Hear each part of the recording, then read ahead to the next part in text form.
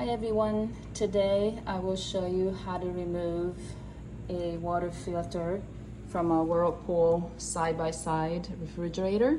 The door for this water filter has been broken off and I have been using a screwdriver to remove the filter. It is actually very simple to do. I tried to show you. If you look close in, you'll see that on the left side there's a small protrusion on the filter, and you just have to put your flathead screwdriver far enough in there to pull it and it's released. It's just that simple. So this is an off-brand filter that I use. I ordered this from Amazon and that is why I have this part on it, but if you have the original filter, you won't have this plastic part on it.